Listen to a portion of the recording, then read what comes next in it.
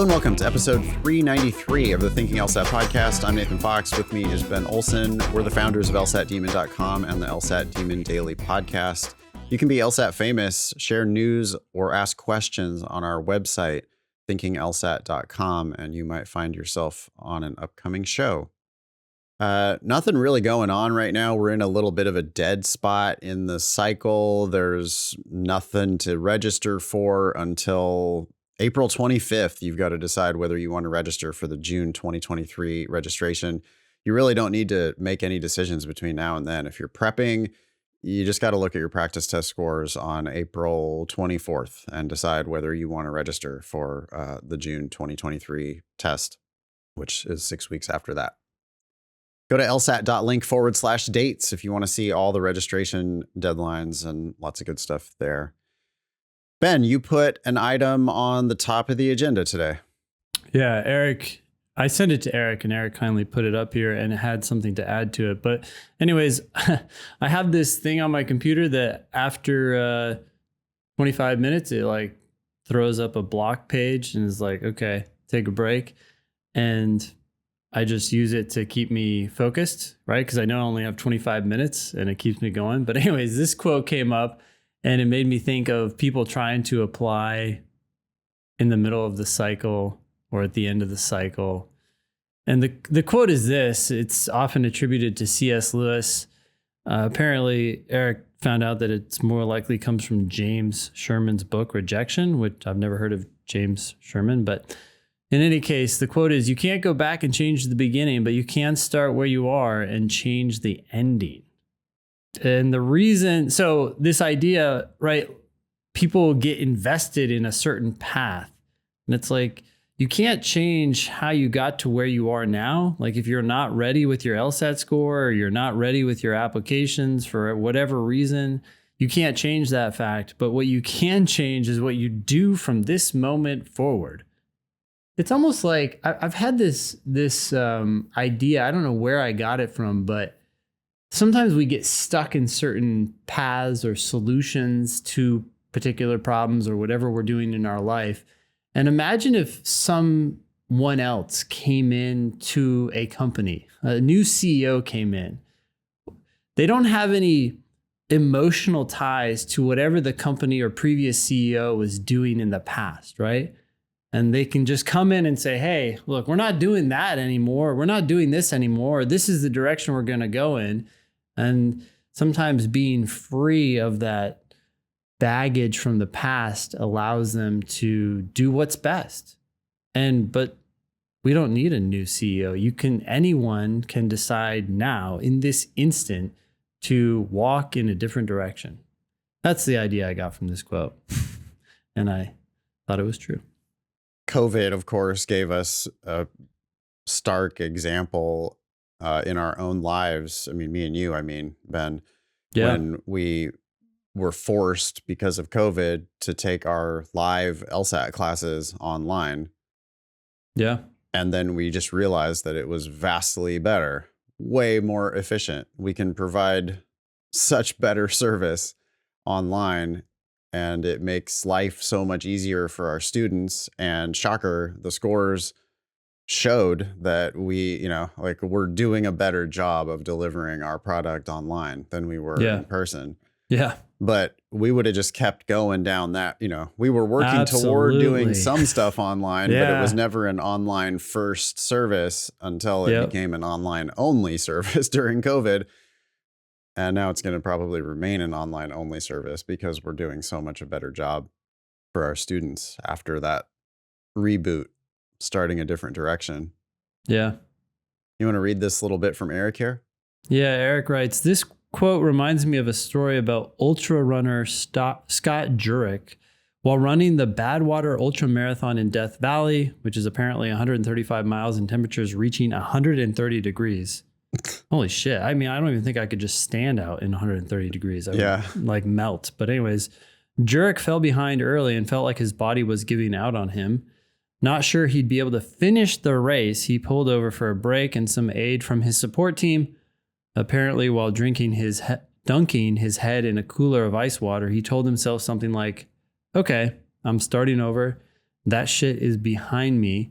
Now I start a new race. He ended up coming up from behind and setting a new course record. Okay. Okay. You can't go back and change the beginning, but you can start where you are and change the ending. I mean, the ultra marathoner bit, it's like that story could just as easily have ended with him dying before he finishes the race, right? Like, oh, I think my body is giving out on me. It's like, well, yeah, your brain is boiling. You probably should stop. No, I'm starting over. That ship is behind me. Anyway, I don't want to throw a bucket of cold water on this exciting idea that you can start over. Yeah. Should we check out this email from Carl? Let's do it. Carl writes in with a subject that says motivation. Hello, Nathan and Ben. Would you mind sharing a recent logical reasoning question that you got wrong? While watching Jordan Spieth slice a ball into a bunker and recover for par, I realized that even the best players in the world make mistakes. This has motivated me to keep trying even when my shots don't go as planned. Similarly, I was hoping to find a motivation in hearing about how even you are occasionally challenged by an LSAT question. Thank you, Carl. Oh, well, shit.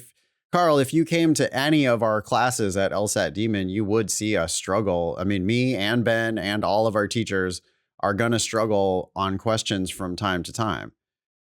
I mean, we have a teacher Slack where teachers post notes, and frequently it's about, hey guys, can I get some help on this? Or we'll even see our Ask Button team who writes written responses. They have a Slack and they'll be like, hey guys, on this question, can you talk to me about answer choice C? Because I'm having a hard time getting rid of that answer in a clear way. Or Ben said this, but I don't think he's right. And completely. I'll jump in there and I'll be like, yeah, I don't know. Ben circa 2016 got that all fucked up. So yeah, and watch old videos of us and you might see us explaining things in weird ways. I mean, that's why we have our explanations competing against each other so that the best ones rise to the top in the Demon. Of course, we are occasionally challenged by an LSAT question. I can't share one on the show because of LSAC licensing concerns, but in any of our classes, it is very possible that you'll see us stumble. And I've even gotten teaching reviews before where it's like the best moments are when Nathan messes up on one of the questions and then has to figure out why he was wrong. Yeah, that's so funny because I did a free class a couple months ago and really I felt like just took way too long to explain a game. I messaged Abigail while people were doing the next set of questions, like, oh geez, like that just took forever. And I was going in circles. And then that was the class that got the most reviews I've seen in a long time of everybody. Oh, that was so great. So helpful. And it's like, okay, maybe that's helpful. Yeah, I think it is. Carl, I would like to extend your, golf analogy a little bit there. It is true of the best golfers in the world that they hit it like God. I mean, don't get me wrong. They do hit just an extremely high percentage of really good shots, but they also have incredible recovery skills. And that's almost more. If you're like a halfway decent golfer and you go watch the pros, when you watch them hit it off the tee and just hit fairway after fairway after fairway, they're just striping it, right? Those guys, like that is impressive for sure. But what's far more impressive is to see these guys, exactly what you're talking about here, get it up and down out of a bunker. I mean, it's just nuts how good these guys are from the very worst spots that you can find on the golf course. Yeah. And they practice endlessly recovering from the very worst spots on the golf course. In LSAT mode, yeah, that happens to us all the time. I mean, when I'm real aggressive about getting rid of wrong answers, right? So there's lots of times where I read the argument carefully. I have a decent idea what I think is wrong with the argument. I'm ready to go into the answer choices, but then I hate A, B, C, D, and E. I think that's the equivalent of Jordan Spieth slicing one into the bunker. Yeah. Now what do you do? Shit, he's up there. He's pissed off. He's probably yelling at his caddy, yelling at himself. But now what are you to do? Okay, well, you got to recover, right? And so to recover in the LSAT situation, it's like, well, all right, but 4 of these answers you're going to be able to conclusively eliminate. I understand that you didn't like any of them on the first time through, but on the second time through, you're going to take them a little bit more seriously. And now you should be able to suss out which one is the one. Mm-hmm. And yeah, that's the equivalent of Jordan Spieth making par from just garbage places. Yeah. Cool. Thanks, Carl. I like that one. Next one here is from Tanner. The subject is another semester in school, ? I'm currently finishing up my undergrad and plan on graduating in April in political science. My current UGPA is a 3.66, and I can potentially get it to a 3.7 with attending classes in the summer. Not if you graduate. Not if you graduate. If you Yeah. graduate, your GPA is going to be set in stone according to Law School Admission Council. So do not graduate in April or file your papers or whatever. Yeah. I do think you can probably keep going to school and then file for graduation later. But if you graduate, that's it for your UGPA. Yep. I want to attend a law school ranked 14 to 25th-ish. Okay, oddly specific. And I already plan on being a splitter with a GPA below the median and an LSAT at or above the median. Okay. Do you recommend that I raise my UGPA over devoting time focusing on my LSAT to prep for fall admissions? Ooh. How much of a difference does a few points make if I am already below the median on GPA? Thanks, I love the show. I don't think it makes, let's start with that question. I don't think it makes much of a difference if you're below the median UGPA. I think you need to go above it to make a difference. This is really where we go back to the estimator and the medians. Yeah. That's where the most valuable information is. And look, GW is ranked 25. This correspondent, Tanner, is hoping to go to a school ranked 14 to 25-ish. So if GW is GW is like the worst school that Tanner's thinking about. Yeah, so going from a 3.66 to a 3.7, I don't think is going to make a huge difference. But it might make a difference with other schools, possibly in this range, but maybe even just slightly below this range. And then, I don't think anything, well, yeah, this small of a change, right? Going from a 3.66 to a 3.7, obviously that's not going to be transformative for Tanner's application. Mm-hmm. But Tanner, you're going to be on the bubble at all of these schools that you're talking about. Yeah. I mean, you're, like a killer LSAT makes you a good gets you in the conversation, but your grades are worse than the grades at that school. And that's going to be an issue. And I'm not willing to say that doesn't matter to move up to a 3.7 from a 3.66. I mean, also having straight A's in your final semester could is help. the type of thing that might matter there. If they are concerned about your academic promise, they might want to see what you've been doing recently. It's just, you got to think about what lawyers do and how they argue and how competitive this is. And you're up against a whole bunch of killers who are all doing everything they can possibly do to make their application the best it can possibly be. It's a kind of a lazy, I don't think Tanner's actually lazy, but it comes off as kind of lazy, right? Like, how much of a difference does this actually make? I'm already below their median. And well, he's probably being strategic, right? And trying to be smart about this. But. Sure. But it's like trying to be strategic, trying to be smart about it. Well, here's I think Tanner's struggle. And that is Tanner is weighing 3 big factors here: GPA, LSAT, and application timing, right? Because Tanner says, yeah, do you recommend that I raise my UGPA over devoting time focusing on my LSAT to prep for fall admissions? Well, when you give yourself that fall admissions deadline, yeah, then it's like, okay, well, do I dedicate this time to those classes over the summer or do I focus on my LSAT? Well, if you have a hard deadline of this fall, then ideally you do both, but you don't want to do both if that's going to hurt your LSAT, because your LSAT's going to be way bigger of a factor than those 0.04 points of your GPA. But if you let go of that timeline and just say, hey, I'm going to go for the 4.0 in the summer, and I'm going to work on my LSAT when and if I have time after my grades, then you can do it the best way possible. Yeah. Yeah, I agree that Tanner should be thinking about one thing at a time. I don't know that Tanner needs to extend his like college career forever past, because like extending past your time when you're able to graduate, that's probably costing more money, right? Yeah. So like, we don't want you to be donating more money unnecessarily to your undergraduate institution just so you can raise your GPA a little bit to save some money in your law school. Yeah. I mean, that would obviously be dumb, but I totally agree with Ben. Tanner, you got to think about one thing at a time. Grades right now, if you're getting straight A's, great. If not, don't study for the LSAT at all.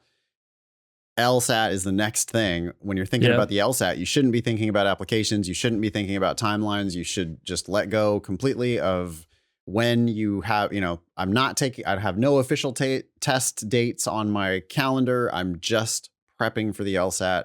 I'm taking practice tests pretty regularly to see where I'm at once every other week or once a month or something like that. I'm accumulating these data points. When I'm happy with my practice test scores, then I will start taking the official LSAT. I might end up taking the official LSAT 3 times or even 5 times before I'm done with the thing. Yeah. And then, then I should be thinking about my applications.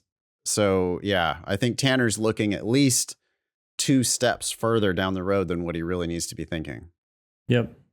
Thanks for writing in, Tanner. Yeah. Matthew says, how accessible is the Demon for accommodated test takers? ?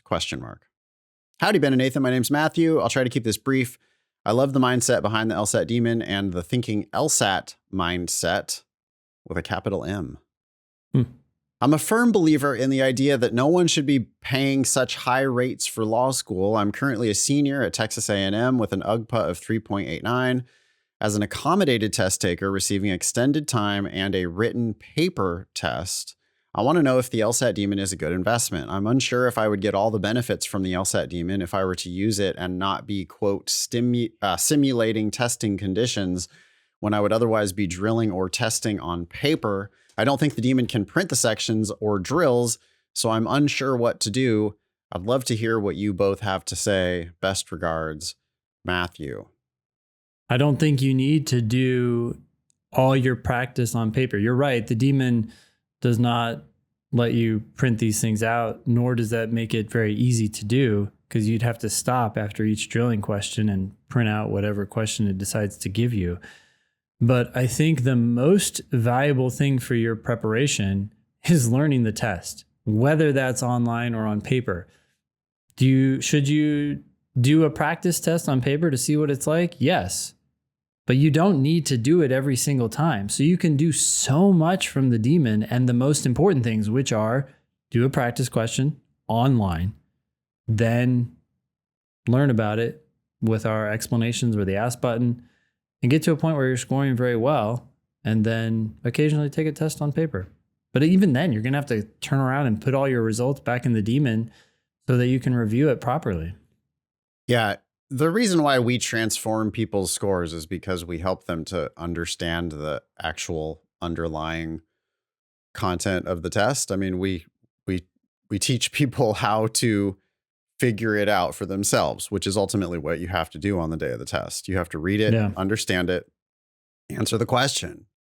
And our videos, our written explanation, our team of tutors that's behind the ask button, all of those things are available to you in the Demon. And so, yeah, I mean, I think it's going to be inefficient for you if you keep going from paper to digital to paper to digital. But apparently that's an inefficiency that you have decided is beneficial to you in order to be able to take the test on paper. The extended time is undeniably valuable. Taking it on paper seems worse to me, but you have that accommodation for you. So whatever, if it's actually better for you for whatever reason to take it on paper, then fine. But you're not going to find better prep than LSAT Demon even if you are taking it on paper. I mean, you're not going to find, you like us, right, Matthew? I mean, you say you love the mindset. Well, if you love the mindset, if you like the way we talk about the test, then yes, you should be prepping in the LSAT Demon, because we're going to talk about the test in the same way that we talk to you here on the podcast. Yep. And just go on to Amazon and search for, what are those books called again? The prep test? 10 actual official prep tests. 10 go. actual official LSAT prep tests is the title of those books. You can get the most recent ones. Yeah, if just you buy want to that. get written tests. Yeah. And then you can do a section on paper every now and then. I really don't, and I guess I don't understand why you got that accommodation. So maybe there's something that we're missing here. But assuming that we're not, I would do the vast, vast majority of your prep in the Demon online. Yeah. And unless if there's something where you're going to have a seizure, if you look at a screen, then okay, that's not going to work for you. Okay. Yeah. Yeah. But if you can look at screens without having seizures, then I mean, I don't know. I guess I would push back on the idea that a printed test is actually better for anybody. Of course, there are reasons why you might need to pay. Like, I don't know why you have that accommodation, but it does seem like it's kind of one of those things where it's like, just because you can get that accommodation doesn't mean that you should. Yep. The extended time is extremely valuable for people with, neurodivergence, for sure. Yeah. And maybe the paper test is too, but I'm struggling to see why in the modern world. I mean, are you really going to demand to have written paper everything for your whole career? Yeah. Maybe you are. Okay. Want to do this next one? This is an ask button question from Abigail. Yeah. Hi, Ben and Nathan. In the RC Basics Break Down Sentences video, Ben mentions that sometimes the answer choices can be convoluted. Would you recommend breaking down the answer choices for each question? Yes. I watched a little bit of that video from you, Ben, breaking down sentences. When is it from? It doesn't look like it's that old. Yeah. We don't have a name here. This is just coming from a student on the ask button, I guess. Yeah. Would you recommend breaking down the answer choices for each question? If you mean by that, would we recommend that you break it down, like read it carefully enough until you understand what it's saying? Yeah. Well, then, yeah, the answer is yes. We would recommend that you break down those answer choices, especially the one that you're going to end up picking. Wrong answers, we break them down until we realize that they're trash. I wanted to say that exact thing because I don't want people to walk away from this and think, oh, I need to become an expert in the meaning of every answer choice. No, you don't. As soon as you realize it's wrong, you're done. But how do you realize something is wrong? You start with the first word or the first phrase, and you understand that. I like to play Name That Tune sometimes in my classes.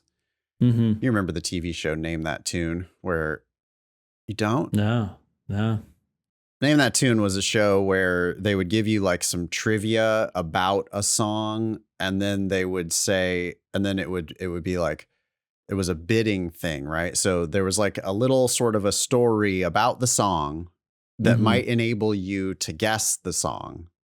Okay. Some clues. And then the host of the show, or whatever the show, was going to play you a certain number of notes at the beginning of the song. Okay. Yep. And then we would go back and forth between, like, I would go, okay, Alex, or whoever the host is, I can name that tune in 5 notes. And then if Ben, you're competing with me, you have the option to say, I can name that tune in 4 notes. Yeah. And sometimes they bid it all the way down to 0 notes if they were sure that they knew based on the clue. In which case that was probably a bad clue. Point is, I do this with answer choices in my classes sometimes where I'm like, hey, y'all, answer choice C. Tell me how many words of that you needed to read until you knew it was wrong. Yeah. Yep. And that's a question that the people who are really getting it, I mean, it's kind of a little indicator to see how well you're getting it. Because if you can answer that question, and when you can look at it pretty clearly and go, oh, right there. Yep. So 1, 2, 3, 4, 5, 6 words, and that answer choice is wrong. If you can do that, then that indicates that you're really getting good at it. Because you can only do that if you know what you're looking for, know what the question's asking you, know what the right answer needs to do, and then you read the first 5, 6 words of an answer and you go, yeah, like you can't get there from here. That is not going in the right direction. That's a wrong answer. Yeah. Well, you're onto something when two different people come to the same idea from different directions, right? I don't ask that, but I have for a long, long time asked, what's the first word, which is essentially the same thing. What's the first word that told you that that was wrong? Yep. Yeah. I It's think the exact same question. It's just kind of framed a little differently, but yeah. And I don't even read the rest of that answer.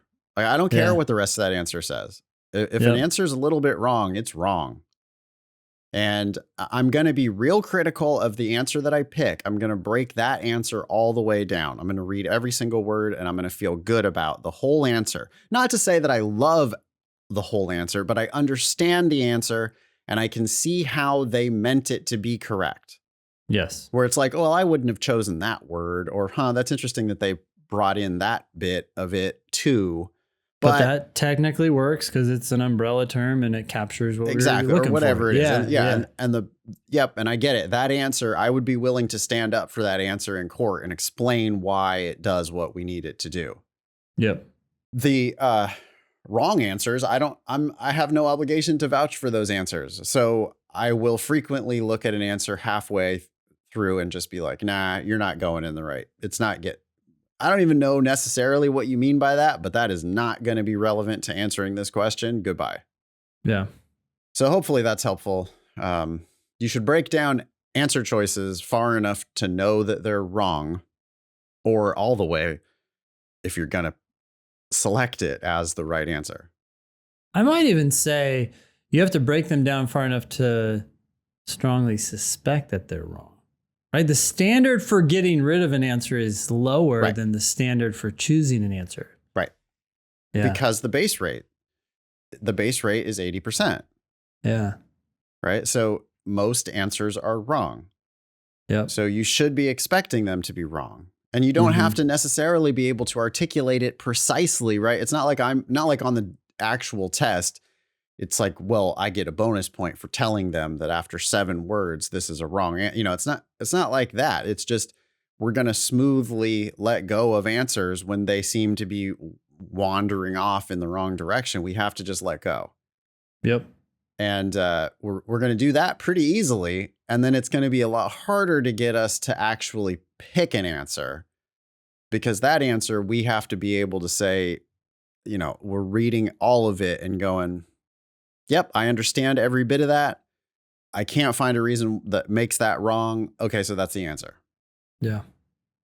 Aaron says, need advice with substantially worse official LSAT PT 175 plus to 160s official.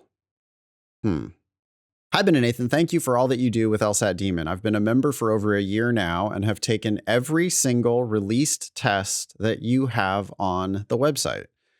I need some serious advice for future official tests. On my last 10 practice tests, I scored a 176. Every single time, or an average, or what? What does that mean? I've scored a few 180s in there as well. Okay, so I guess that's an average of 160 on the last 10. 176, yeah, on the last. 176 average with a few 180s in there, which means that there's a few 170s in there. Yep. But when it came to the official test, my January and February were substantially lower. I scored a 167 in January and a 161, yikes, for February. I didn't think I was rushing or trying to reach a perfect test. I was in a home environment with minimal distractions for February. I never really had issues with test taking, and through my undergrad, I got an UGPA of 3.89. I have no idea what it is I'm doing differently, and any words of advice or anything that would give me hope would be wonderful. Best, Aaron. What do you think's going on for Aaron? Well, the 167 in January to me sounds like normal variance. Yeah, I get it that you're scoring an average of 176, but 167 doesn't seem too crazy. The 161, it seems like you were trying to do a perfect test, but you say you weren't. I'd be curious how Aaron felt about each section. Did Aaron struggle with questions as he was going through them? I don't know. It just doesn't, like, that just doesn't compute. You've scored a few 180s. Yeah. But then you just scored officially a 161. Yeah. How's that possible? I mean, that just doesn't even seem possible. Well, this is where I was lamenting the fact that the tests have not been released in so long. Remember when almost every test, there was one a year that wasn't, but every test was released. So you'd see the test, you'd see what questions you got wrong, you'd see what you chose. But we haven't done that for a while. Or LSAC hasn't done that for a while. I do want to know how you felt, Aaron. I mean, did it feel the same? But I guess I also want to, have you been strictly timing yourself on your practice tests? I hope so. I mean, Aaron sounds like he knows what we're going to say. So I'm assuming that basic assumption hasn't been violated. But we've seen that before. People are like, oh, well, I gave myself an extra couple of minutes. And it's like, no. Are they always from the South? I don't know where that came from. When they do that? I don't know if I can do that again, but yeah. So yeah, that is mind blowing to me when people are like, well, I mean, I pause it every once in a while if I got stuck. You like, what no. now? I don't know, Aaron. You might need to write us back in and let us know how you were feeling. You say, I didn't think I was rushing or trying to reach a perfect test, but man, you were doing something different. There was something different that you were doing on those practice tests than you were doing on your official tests. What was it? Did you drill those practice tests before you took them? Right. Something. There's something there because it just shouldn't even be possible. I mean, a 161 is like good, but some people score 161 as a diagnostic, right? With like not really understanding how the test works at all. They score 161. Somebody who has racked up, 10 tests with an average of 176, 161 and is 180s. That does indicate that there's a lot of variance, right, in Aaron's record. Because the few 180s actually, because it necessarily means that there were a few 170s to get that average of 176. Yeah. It's clear that Aaron doesn't understand everything about the test. And Aaron, you should continue to review your mistakes, obviously, and, make sure that you're cleaning up those errors. But you must have done something differently on that February test. What did you do the day before the test? Did you do something different the day before the test that you normally wouldn't have done before your practice tests? Did you do something different the morning of the test? Did you have special plans to celebrate on the evening of the test? And people do wildly stupid shit, right? I remember the guy who was like, his buddies were going to pick him up from the practice test and then they were going to immediately drive to Vegas after the test. Yeah. And it was like, wait, you're doing what now? Because people schedule flights. Right. It's like you have this in the back of your head. You got to catch a flight. What the hell? Like, right. No. Yeah. It's like, it's a good day to take the day for yourself and just not have pressures. But whatever you did that was different, I don't know, Aaron, you gotta diagnose that. Maybe write us back in at our website, thinkinglsat.com. This next email is from Owen. I'll read it. Good morning, Ben and Nathan. My pre-law advisor shared a link to some takeaways from a, quote, best practices for law school data conference hosted by Harvard Law that she spoke at last week. Okay, so your pre-law advisor is pretty active. It provided an interesting glimpse into the minds of some advisors, deans, and even the U.S. Secretary of Education on institutional values, the role of U.S. news rankings, and the importance of 509 reports, and what really matters to prospective students. One pre-law advisor said it was a goal of hers to help students understand that it is not just about test scores. The pre-law advisor is saying that as opposed to the admissions officer. Okay. And that they need to create a well-rounded application for themselves that includes internship experiences, leadership experiences, and so forth. Uh-huh. Okay. My biggest takeaway was that in a 2,500 word write-up of the conference on data and matters concerning pre-law students, the word tuition was absent, and in only one sentence was educational cost mentioned. I would love to hear your thoughts if you have any. Owen, I'm glad you picked up on that, because if I were the U.S. Secretary of Education, the cost of education would be my primary and possibly my only concern. Yep. Except that's not how our government works, right? You Nope. wouldn't be the secretary of the U.S. Department of Education if that was, because like, where do we get our secretaries of U.S. Departments of Education? Well, we probably get them from the universities themselves. And then they go into the public service for a while, and then they go back into the private for a while, and then they make a whole shit ton. You know, you go to work for Stanford, you make a couple $1,000,000, then you go to work for the administration for a while. And while you're there, you do whatever your colleagues back at Stanford want you to do there. Right. And one of those things is not fuck with high price tuition. Oh, it's a multi-billion-dollar industry. Yeah. These people are as gangster as you could possibly get. I mean, these people are like, you know, it's funny because the people that go to these conferences largely are like not the ones who are really raking in tons and tons of cash. Although, you know, I'm looking at the photo here. We have U.S. Secretary of Education Miguel Cardona with Yale Law School Dean Heather Gerken and Harvard Law School Dean John F. Manning.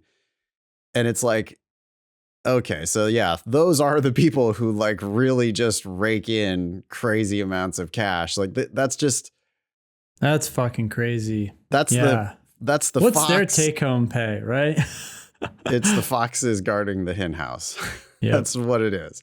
So yeah, I mean, they're going to make all these noises about all the things they're going to do. And they're talking about how it's what did they say? Yeah, there's like very little content in this whole, I skimmed through this article and there's just really not anything in it.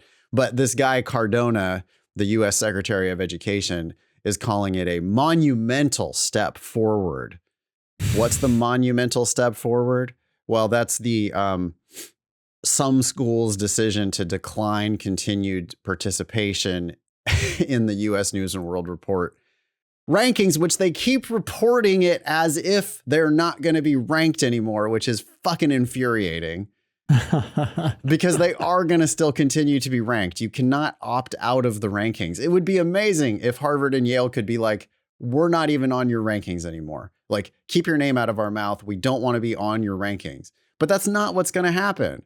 All that's happened is it looks like 40 something law schools, which by the way, there are 200 ABA accredited schools, right? Roughly. Yeah. And 40 of them have decided that they are going to not fill out the survey that US News uses to rank law schools or uses to gather data to rank law schools. Yeah. What actual effect, Ben, is that going to have? None. I mean, well, like we could start with the presumption that it's going to have none and then see what effects actually occur. Yeah. But this is a bunch of fancy people patting themselves on the back, talking about all the, expanding access and blah, blah, blah. It's like, lower your fucking tuitions. Look at this. At the very end of the article, it says, in his concluding remarks, U.S. Undersecretary of Education James Cavall apparently a Harvard grad of 2007, shared efforts being made by the Biden administration to tackle many challenges facing higher education generally, including affordability, student debt, and graduation rates. Okay. I'm glad that it's mentioned here, but it seems like that needs to be the focus of the conference, and focusing on rankings is a distraction. It's like, oh, they're the bad guy. U.S. News? Absolutely. Yeah. Absolutely. I didn't catch that quite, but yeah, that is nice. It's like, hey, let's all join together and shit on U.S. News. We can point the finger at U.S. News for a year or 2 or 5 or decades of pointing the finger at U.S. News like, well, U.S. News, you guys are the problem and we're not the problem. We're just trying to expand access and justice and blah, blah, blah. And meanwhile, it's like, let's look at the fucking job outcomes. Let's look at the actual, like, let's look at the debt loads and what jobs people are actually getting. Can I read to you, Ben, an email that I got just this morning from the UC Law SF Alumni Association? Yeah, go for it. Dear Nathan, each year, UC Law San Francisco students graduate and prepare to take the bar exam. In recent years, graduates with limited financial resources have benefited from generous alumni donations that help them focus on their exam studies. Your donation today to our Bar Prep Support Fund gives them the support they need to fully engage and complete their studies. What fucking idiots donate to that? I agree that you're a fucking moron. I hope no one in like really UC Hastings Law. I can't imagine anybody that I know. Look, I'm not shitting on donating. If you want to help the world and you want to go give money to people, great. But this is the least effective way to do it. I would go so far as to say this is anti-effective. Yeah. You know, we have a quote here. The bar prep support funds that I received helped lessen my worries while studying for the California bar exam. Keeping stress levels low during exam prep was crucial to my success. I'm grateful to our alumni who supported me in this way. And it's like, yeah, it's nice for the student who got the donation from the alum. But let's think about what the fuck we're doing here. This is a student who is just like, she was graduating from a law school, a school of law, where she was studying for 3 damn years in California. And paid now $60,000 a year for that education? Whatever it was. Yep. 50 something, 60 grand a year plus fees, plus who knows, God knows what. Most importantly, she's been at a fucking school for 3 years. And then what's happening? The school is begging money from its alums to pay for her to take a class, a bar prep class so that she could learn how to pass the California bar exam. Are you fucking kidding me? Yeah. It's just like, what? This is like total, it's like Twilight Zone or just it's the weirdest fucking thing. Oh, wait, let me continue reading this email. Your financial support is used to purchase bar review course materials and pay for living expenses, including rent and food. This allows graduates to focus on studying full time. What the fuck were they doing for 3 years on your campus? Like, it's a circus. It's a fucking it's circus. Hilarious, Ben. And you know, the bar prep class is like, what is it? Like 10 weeks? Yeah. In the summertime, right? Yeah. 10 weeks in the summertime is what we're talking about here. Mm-hmm. But that's a service that Barbary can provide in 10 weeks that UC Law San Francisco did not provide in 3 years at 60 grand a year. Yeah. I mean, it's just nuts. Yeah. And I guess if you make this donation, you'd feel good. But if you think you're benefiting the world, I mean, I guess you're benefiting this one student while propping up just a fucking horrible system. I mean, ridiculous. I don't see how this isn't fraud. Like, what are you talking about?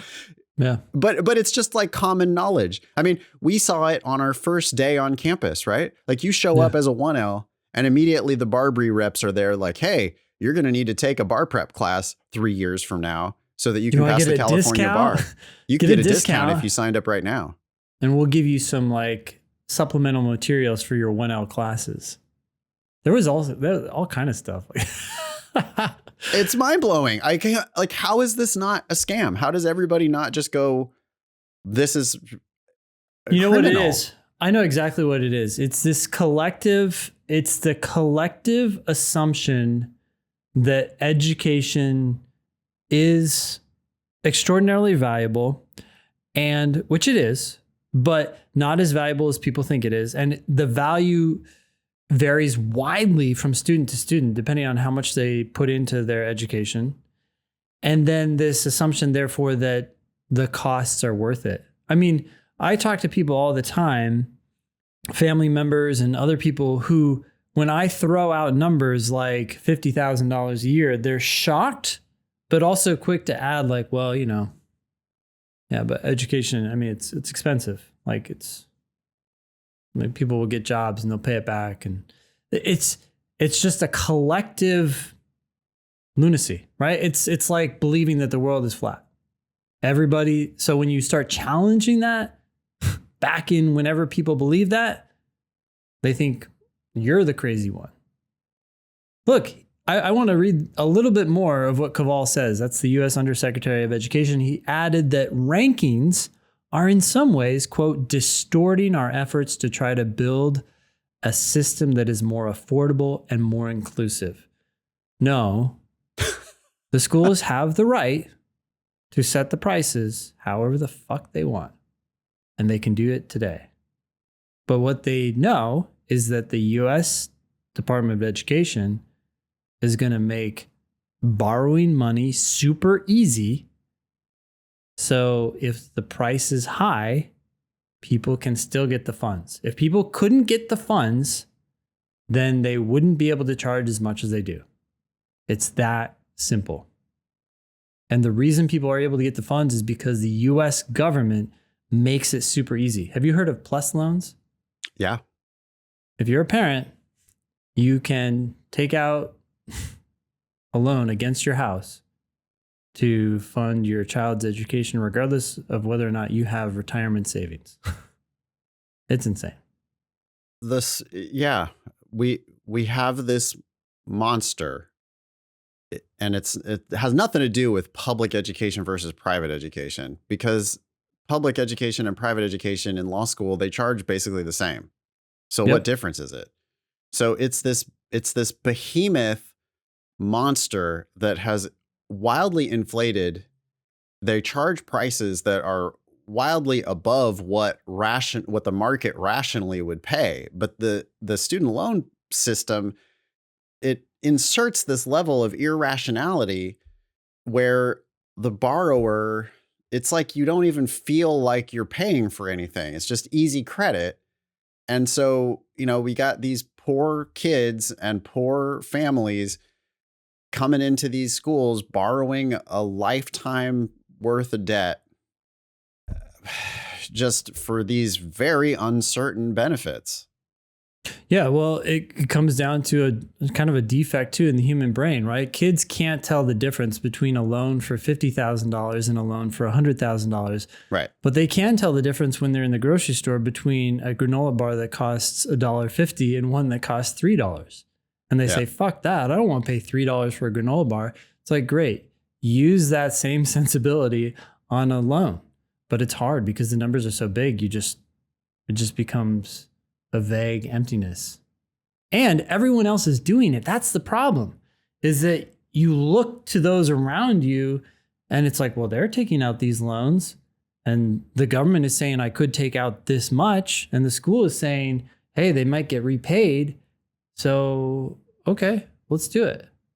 Anyway, what was this email about?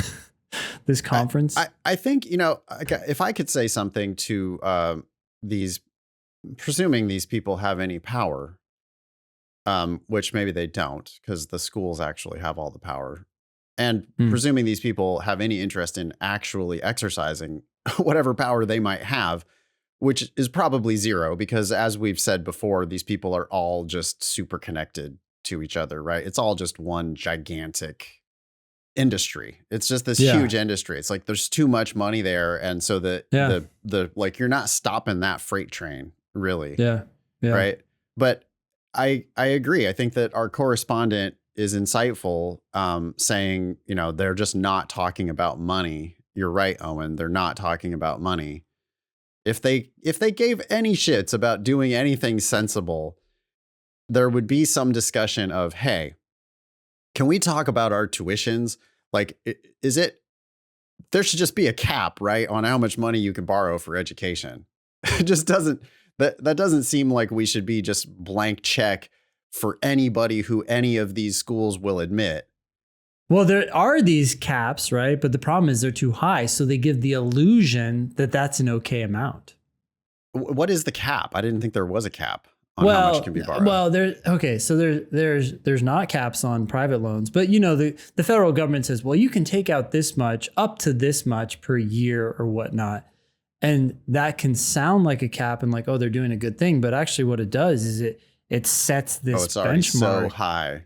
Yeah, it's like, oh, well, I could take out up to that. So if I'm only taking out half of that, wow, look how good I'm doing. And it's like, no, you're still way over leveraged for something that's highly risky.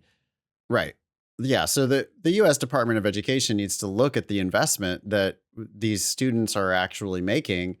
You know, are you gonna do you have a positive ROI expectation from borrowing $175,000 to go to UC Law San Francisco?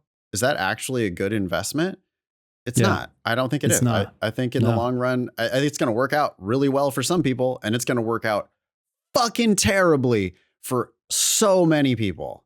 Well, and that just proves the high volatility and risk associated with this kind of investment. It's also astronomically worse than, have we talked about this? Like, it's non-secured debt, right? So if you take out a loan for a house and the shit hits the fan, you give up your house. You say, oh shit, here you go.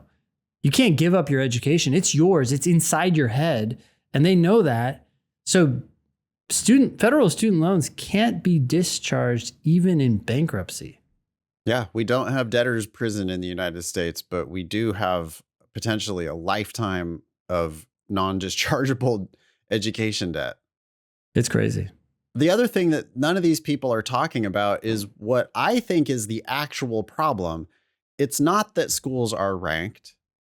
It's not that schools try to jockey up the rankings.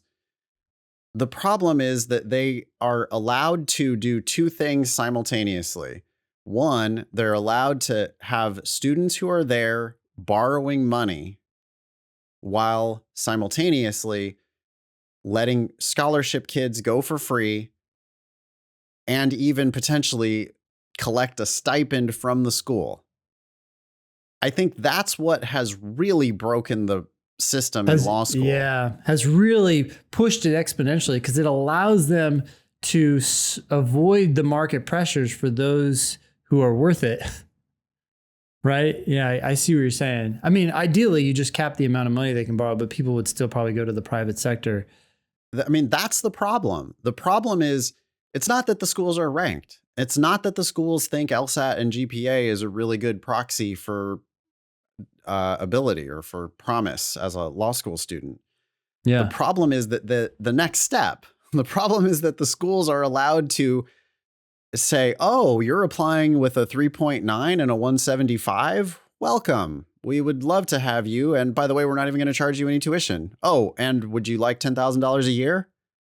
Yeah. As a stipend? That happens. Yeah. And it mostly happens to more affluent, whiter people. Yeah. And for everybody that gets one of those amazing tuition scholarships, there are poorer, browner people who are barely squeaking into that school, who are borrowing full price times two because they're paying for the scholarship kid and themselves, and they're graduating with a double debt burden. There's no free lunch. You can't give someone a free education and $10,000 a year in stipends and run a business.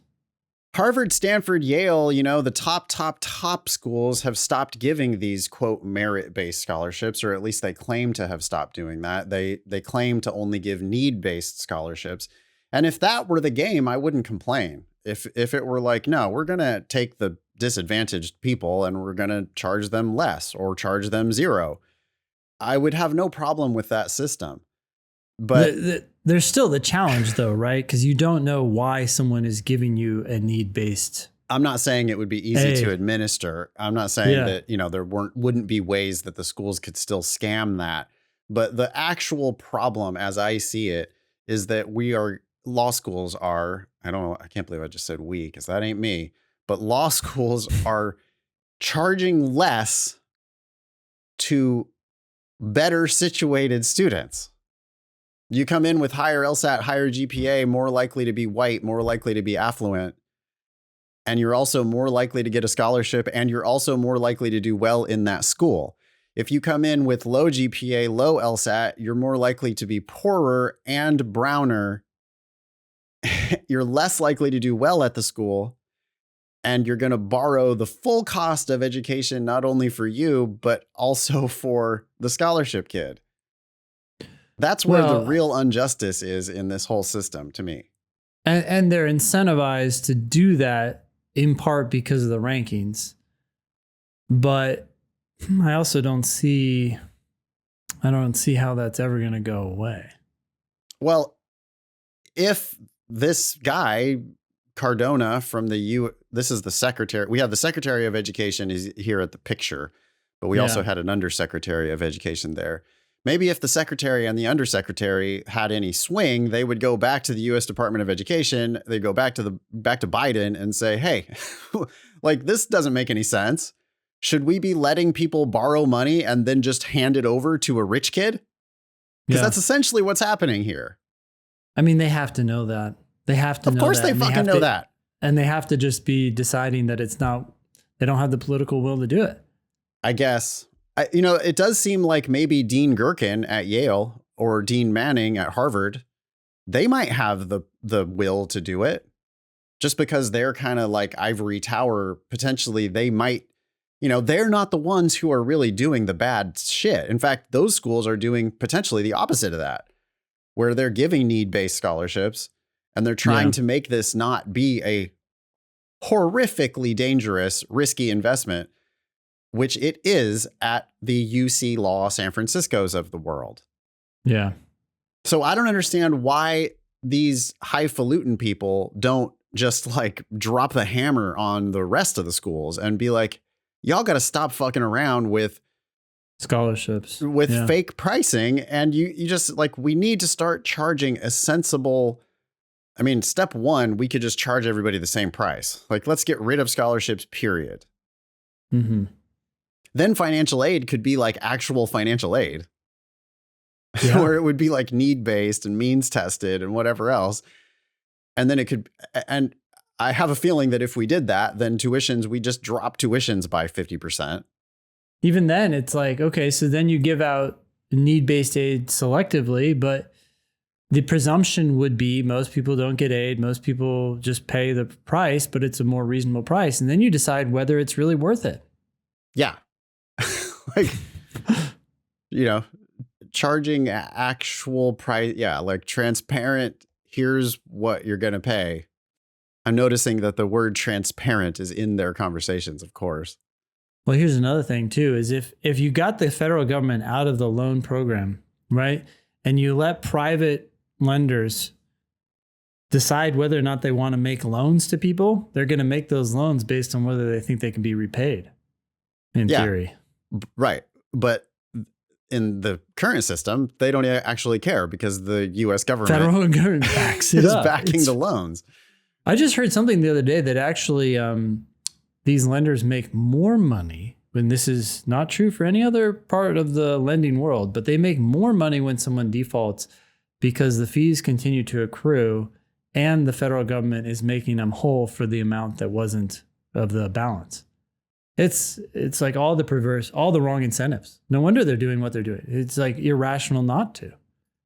It's an incredible handover. It's just a handover, right? I mean, it's it's a government shocker. Government money is just sort of bleeding out into all of these institutions. That now have a huge vested interest in keeping that the way it is. Right. And then, just reading some of these quotes, it's like, in his keynote address, Cardona praised the school's desire not only to discuss the problems with the rankings, but also their commitment to thinking about what comes next, he said. It's not enough to abandon a broken system. The real work is building a better one for everyone. And you're taking the lead on that. That's Cardona is talking to the schools, telling the schools that the schools are taking the lead on building a better system. They're not fucking building a better anything. That's their system. This is so people feel good when they leave. Yes, we're crying about the rankings and we're pretending that it's US News that has created this system, when in fact it's kind of like a prisoner's dilemma, right? Because I think that these individual schools are just trying to do what they feel like they need to do in order to survive in the rankings. Like, well, if we don't give scholarships for LSAT and GPA, then we're going to fall in the rankings. I see how the individual schools themselves are kind of trapped. But the problem isn't the rankings. The problem is the student loan system. But even trapped, yes or no? I mean, schools could decide, hey, well, yeah, I guess it's tough. You need other people to go along with you. I don't know. It'd be tough. They'd be creating a whole new category for themselves, right? Where they were like, no, we're going to be the value leader in law school education. We're going to be the Costco of law school education. The Southwest. We're going to intentionally charge less, to deliver. We're going to be fairer. And everybody pays the same price. You see the price listed on the website. That's what you're going to pay. You want to come here? Yep. Yeah, it's tough because people with higher numbers are going to go to other schools that are going to give them scholarships. Yep. No, I mean, because we keep saying it, we're going to say it at the end of this podcast, but we always say don't pay for law school. The reason why we say don't pay for law school is because this system exists. And so there absolutely are perverse incentives from this system, because you got, I'm madder about this than anybody, yet I am telling you as an individual applicant, you should go to law school for free because this system is set up to let people go to law school for free. So you should say, fuck you, I'm getting a scholarship. Like, I can't afford to pay this tuition. I'm going to take a scholarship. And then that just, in the long run, everybody doing that creates the problem. But I don't know what to do without it. Okay. Moving on. Yep. Moving on. Thanks, Owen. Yeah, thanks a lot. This next email is from Anonymous. The subject is higher than median score. Hi, I just listened to your success story with Beth. That's Demon teacher Beth. Yeah.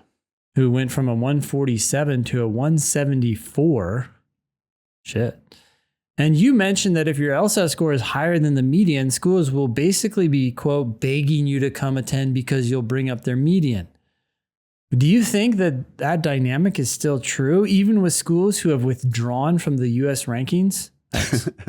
So there is no such thing as withdrawing from the rankings. We got to make that clear. And it's, it's the fault of all of these journalists. Yeah. Yeah. They're just so imprecise. They don't actually understand the field that they're reporting on.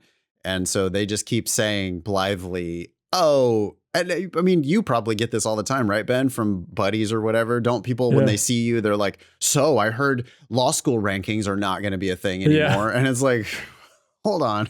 That's not actually what's happening. Yeah. Yes, I think that this dynamic is still going to be true, even with schools that have stopped filling out the survey that US News produces. Yeah. If they try to put their head in the sand, they're going to get screwed because they're still going to be ranked, and those are going to be huge factors in their ranking. It does obviously vary school by school by school. I mean, we've talked about it earlier in the show that there are places, like a UC Hastings that it seems bizarre to me. Like, how stupid could you be to be denying people? I mean, like, is yield protection really, like, they're really toying with, And that actually, so that pisses me off even more, Ben. What? If you're doing yield protection, then you're clearly trying to game the rankings in a very sophisticated way. Yeah, because if you don't care about the rankings, then that would be manifest in accepting anyone and everyone you like. Because it would be better to take a chance that they would say yes to your acceptance than to turn them down. Because a no is a solid no. Right. But that is not happening at UC Hastings. I mean, they are turning down people that they like. In fact, it appears as if they're turning down people just straight up on the numbers. Because in this is for the academic year 2022, for example, they had 46 people who applied with higher than a 3.74 and between a 170 and a 174. Mm-hmm. Well, that's a wildly qualified student for a school like Hastings. That's a very qualified applicant. And Hastings only accepted 11% of those people. They accepted 5 out of 46 in a bucket of people who are clearly above their median in both LSAT and GPA. Yeah. And they said, we don't like you. We don't like you. Oh, you don't like me? Why? Because I'm too good? Yeah. And that's what they're doing is they're Hastings is looking at you telling that, nah, you're out of my league. Yep. You're too hot for me. I'm like a 6 and you're like a 10 and I goodbye. Goodbye. And I don't want to not going to work. I don't want to risk you getting with me because there's this very good chance that you won't, and that's going to hurt my reputation. Well, that's the only reason why they would be denying them. Why is because else? it's going to hurt their reputation. Otherwise, there's no loss. Yeah. If yield protection is a thing, and I mean, that does look like that's what's going on at Hastings, because why else would they only accept 7% of the people who applied with higher than a 175? Why would they only accept 15% of the people who applied with higher than a 170 while accepting 51% of the people who scored between 160 and 164? That's not holistic applications. That's like they're taking their best data point to indicate future success, and they're using that data point to actually deny people. Yeah. Well, look, here's the test, right? Anyone could be denied for any reason. We don't know why they're being denied. Maybe they have a felony or something like that. But you don't need to worry about individuals. All you need to worry about is the percentage of people who are being accepted with lower numbers. And if that percentage is higher, then you know it's yield protection. Oh, but I mean, look down the right-hand column, Ben, of the Hastings. Here, I'll send it to you again in the chat. I have it. Okay. Just look down the far right-hand column is total percentage divided, just broken down by LSAT only. Yep. And the very top, right, 175 to 180, that got you a 7.4% chance. Small numbers, only 27 people applied, but they admitted only 2 of them in the very highest LSAT bucket.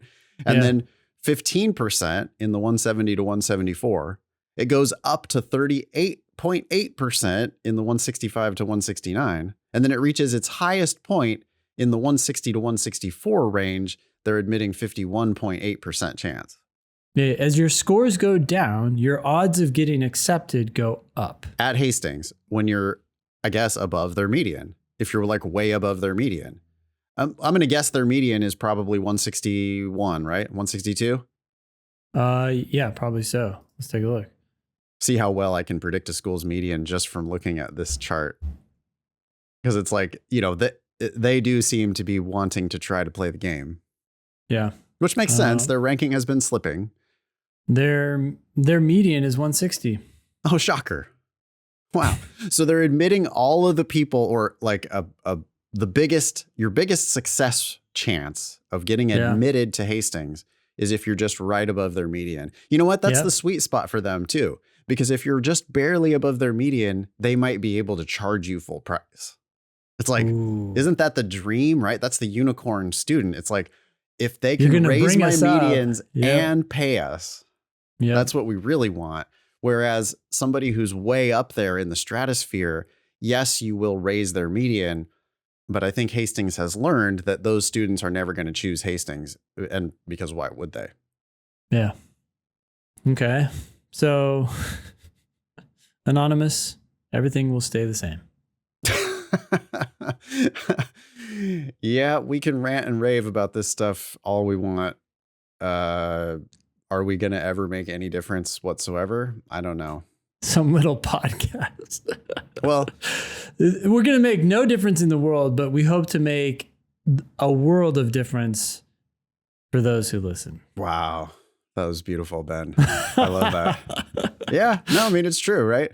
We have people emailing us gushing all the time. Like, oh my God, you changed my life. I never thought it was possible to go to law school for free. And here I am paying zero tuition. And yeah, we have changed the world for those people. But as far as changing this entire big broken system, we've been at this now for 15 years apiece. We've never, like, from day one that I came into the LSAT business, people were talking about huge changes and, they're going to get rid of the LSAT, or they're going to get rid of US News, or they're going to get rid of, they never stopped talking about how, these schools are going to get unaccredited, right? Golden Gate in downtown San Francisco. Well, the ABA is going to take away their accreditation. I just, like, nothing but rumors constantly, nothing but these big symposiums and conferences and fancy people in suits talking, and journalists parroting their talking, but then nothing actually happens. Sorry, go ahead. No, I just had this idea, and that is that some of these industries get built up, right? And they're protected and by government, and government is being run by the industry. And that's why they're so hard to break down. But what I think, this is just my random theory, but I think these things break down when some disruptive technology comes along and just blows them up, right? So you can think about like telephone line companies that just controlled everything and were in bed with the government, of course. Yeah. Mm-hmm. And then you have cell service that comes along and it's like, boom. And it's like, okay, actually, I don't even need a landline anymore. So goodbye. And so then now you think of AT&T or AOL and these companies, it's like people don't even know respect for them, right? And I wonder if something like ChatGPT comes in and makes the legal profession way more efficient. So you need way less attorneys. And eventually that just trickles down. It's like, hey, look, there's no value here. We just don't need high-priced attorneys anymore, because if anything, right, attorneys are language gladiators. And these LLMs, these language learning models or systems or whatever they're called, that's what they're so good at. Not that attorneys are going to go away, but maybe so many will go away that it's just like, what? You're going to go to law school and do what? It appears to me as if ChatGPT has the potential to just let one attorney who knows how to use the technology is going to do the work of 10 attorneys who don't know how to use the technology. Exactly. And it's just going to get better and better every day. I do think that people need to learn to be AI whisperers. I would think that as a first draft of most of your documents, probably you're going to end up looking to use some kind of an AI to give you a framework for creating a document. And you're going to learn how to manage these tools. And if you learn how to run these tools, then you're going to be killing it. I think it might be a useful question, Ben, for law school applicants to be asking their schools, what's your opinion? Like how is ChatGPT being used in your law school? Yeah. Or find a way to phrase it really neutrally to see what they actually think about it. Because I have a feeling there's going to be a hell of a lot of, oh yeah, we have banned from our entire campus, right? Because fairness, right? So we're going to get rid of it. Not allowed. ChatGPT not allowed on any assignment. Yeah. And I think that's the wrong answer. I think that the right answer would be, we have specific classes on how to use ChatGPT as a tool in your legal research. And ChatGPT is a baby, right? Like in 5 years, it's going to be running circles around all sorts of attorneys who are now going to be like, bye. Sure seems like it. I had a legal question a week ago, and I was talking to attorneys, but I prepped for that by asking ChatGPT a million questions, and it just boom, boom, boom. And so then my conversation was 30 minutes as opposed to, who knows, a couple sessions. Let me help you get up to speed on what the hell is going on here. It's like, I don't know. It's already, and it's a baby. It's already making a difference. Ready for this next item from Jim? Yeah. Jim's subject says, some blunt advice. Good afternoon, gentlemen, period. I'm a graduate of the George Washington University with an abysmal GPA of 2.6. I took a diagnostic exam today. Other than listening to your podcast, I went into this test with zero preparation. My score was a 146. 146 diagnostic, Ben? Very normal. Very normal. The breakdown is as follows. Reading comp -9, logical reasoning -11, logic games -19, parentheses, I gave up on this section and didn't answer most of the questions. Yeah, I mean, you got 4 out of 23 points. That's right at random guessing. So yeah, like you had 35 minutes to spend and you added 0. You didn't do the section. It's as if you randomly guessed. Got it. That just makes your 146 all the better. And this is a very common breakdown, right? Best section is reading comp, mid section is LR, and worst section is games. Yeah, I think that you're the perfect candidate for improvement, which let's hear Jim's questions. I've always thought about attending law school. I work with and around attorneys in my current position, and this has only served to reinforce the desire. If I am to attend law school, I would not apply until 2024 to begin in 2025. This all sounds perfect. My questions are as follows. 1, have you seen a student in my position break into the 170s? Yes. All the time. We have people who teach for us who started in the 140s and ended up in the 170s. We just told you about Beth, who had a 147, point higher, and went to a 174. Literally, the previous email was from a teacher, Beth. I'm sorry, Beth. Yes, Beth's awesome, and she improved by 27 points from mid 140s into mid 170s. 2, and especially for you, Jim, because you started so bad on the games, which is the easiest section to improve on.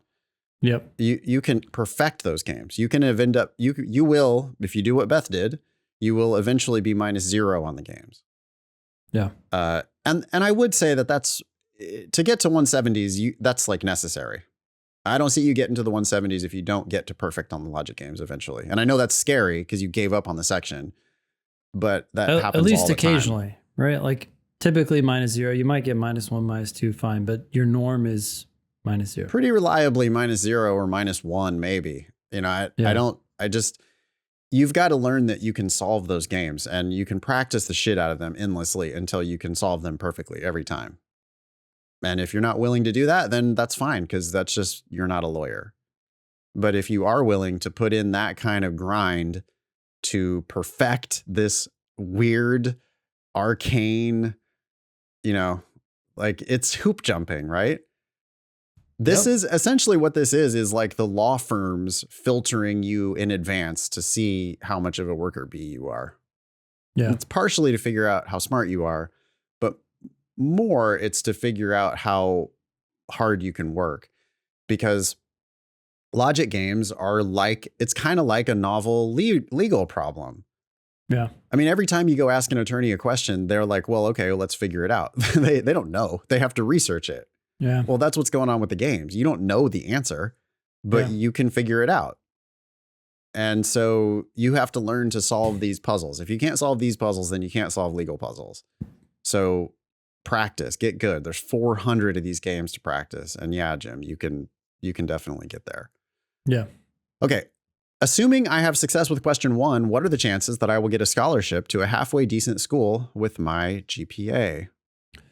Okay. So on the scholarship estimator, that's lsatdemon.com/scholarships. I put in a 2.6 and I just put in a 172.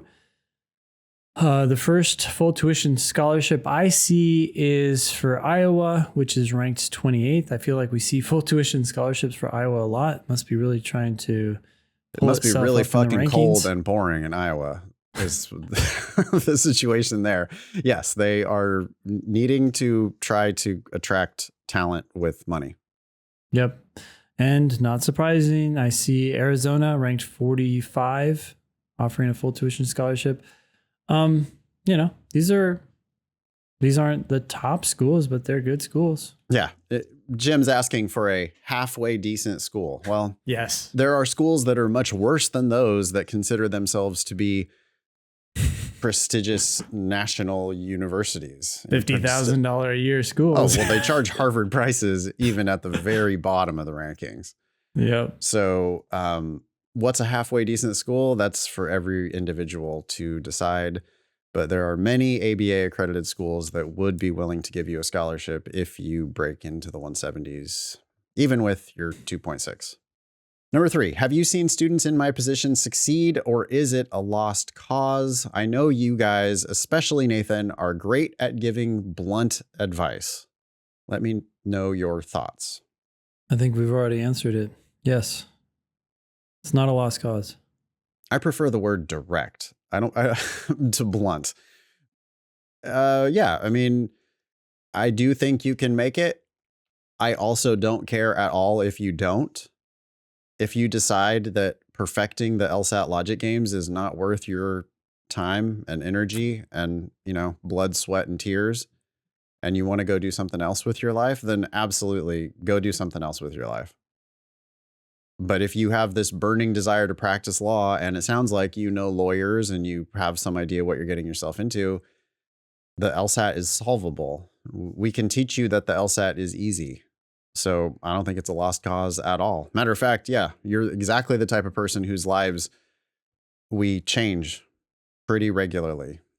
Tack 20, 25 points onto that diagnostic, and yeah, you're going to many, you'll have multiple competing offers by the time you apply in 2024. And I love that your cycle is you've got it pushed out as far as that's great.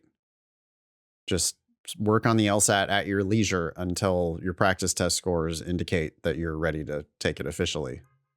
Yep. Last thing is from Reddit. ChatGPT scored a 148. Yeah, a student shared this with me in class yesterday. I'm not super surprised. We did a question that ChatGPT itself wrote, and it told us the correct answer was like B or something, and it was not. None of the answers were correct. It has a long way to go to perfect its mastery of accurate reading. It reads like a lot of people do, right? I got a 148. That's a typical diagnostic score. People read stuff and they misunderstand things. ChatGPT is doing what the internet does, which is misunderstand stuff imprecisely, right? They don't quite exactly get what something is being said. But why doesn't it just look up the answers on the internet? I don't know. They must prevent it from doing that somehow, because I mean, clearly all the tests and practice test keys and everything, like that's got to be indexed somewhere. I'm sure that the LSAC lawyers are furiously trying to get stuff taken down, but you're not going to take down like the entire internet in China or whatever. And so surely all of this stuff, you could just Google the answers for these questions. I wonder I what suspect they did. It has to do with the goal directedness of the system, right? You tell it to do something and it has a way of solving that problem, but it is not intelligent enough to think of other ways that would be more effective, but not consistent with its programming. For example, go look up the answers. It probably doesn't even think to do that, right? It's like, okay, look for words similar, or I don't know. I don't understand the technology. But anyways, 148, that's all. Interesting. Okay. Wrap it up there. Yeah. Remember, you can be LSAT famous. Just ask us questions or share news about any of this stuff. It's always interesting to talk about this stuff. So let us know what you think about ChatGPT and the whole all these law school deans and U.S. Department of Education folks talking big about a whole new system. Love to hear what you think. That's at thinkinglsat.com. If you have questions about the LSAT Demon, please email help@lsatdemon.com. And do check out our other podcast, LSAT Demon Daily. That was episode 393 of the Thinking LSAT podcast. Thanks all y'all for listening. Nice knowing you. Don't pay for law school.